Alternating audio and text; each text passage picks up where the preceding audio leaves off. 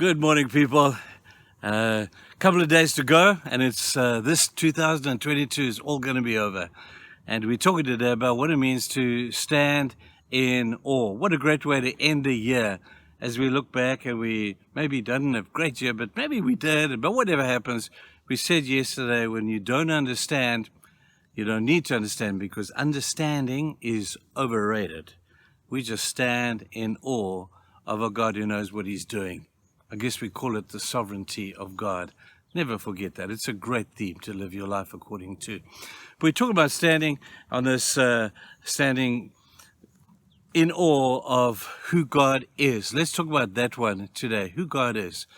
Now, if anybody knew a little bit about the nature and the personality of God and his personality and his person, it would have to be King David.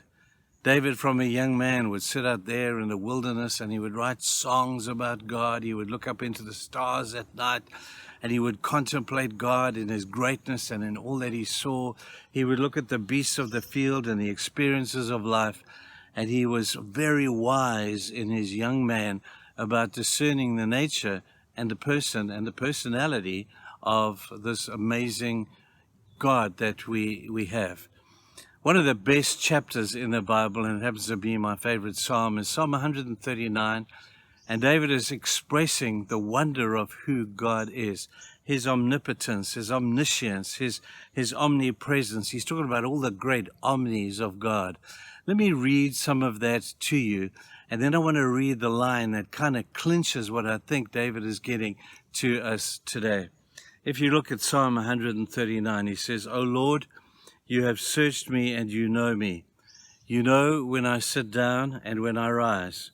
You perceive my thoughts from afar. You discern my going out and my lying down, and you, God, are familiar with all of my ways. Before a word is on my tongue, you know it completely, O Lord. You hem me in, behind and before. You have laid your hand upon me. Such knowledge is too wonderful for me. It's just too lofty for me to attain. I just don't understand it." Well, I know he understood a few things, but there was one thing he didn't understand, was the magnitude, the magnificence, and the wonder of who God is. People, in our wildest dreams, we will never be able to comprehend it. Go to the outer limits of your imagination, and you'll never be able to contemplate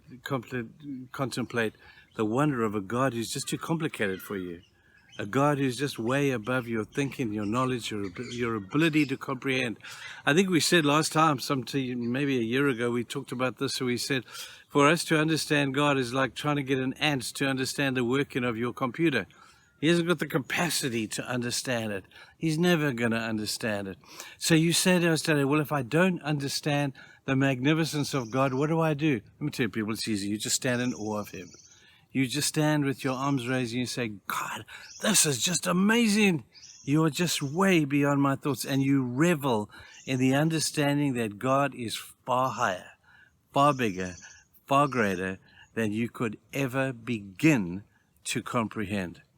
But there has to be a response to a God who is like that. And David says this at the end of his psalm. He says, Lord, in standing in awe, this is what standing in awe basically looks like to us. You stand in awe of God when you say, Lord, search me and know me. Know my heart. Know my understanding. Know my thinking. Get into the innermost being. God, you're so awesome. I can hide nothing from you. There is nothing you do not know about me. You know me before I would have word in my mouth. You know when I sit, when I stand, I cannot flee your presence. If I go to the uttermost parts of the sea, you're there. If I go to the depth of the sea, you are there. If I go to the heights of heaven, you are there.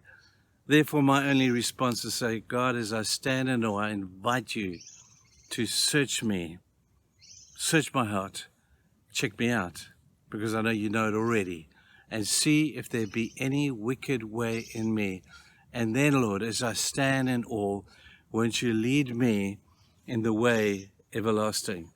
Now notice it's the way everlasting. It's not the way of this earth. It's not this way to physical prosperity and health that we love to talk about so much. People, that's overrated. That's overrated. Let's talk about, God's talking about eternity here. lead me in the way everlasting, which means I want to get to eternity and I want to do it well. And I want to get to eternity. I want to get a reward in eternity. And that's not selfish thinking. That's brilliant thinking. When you say there is a life that is after this one, a life where I get to reap the reward of the way that I've lived. And when I live well, then God is going to say, well done, good and faithful servant, enter into the joy of the Lord. And it's going to be awesome. And David is saying, Lord, that's the life that I want. I want that life everlasting. So lead me on earth down here well, and sometimes harshly, so that I can live well this life everlasting. You'll never understand completely or comprehend the wonder of the magnificence of God. It's a great exercise to try. Expand your mind, expand your thinking, and begin to comprehend God at a much higher level than you ever had.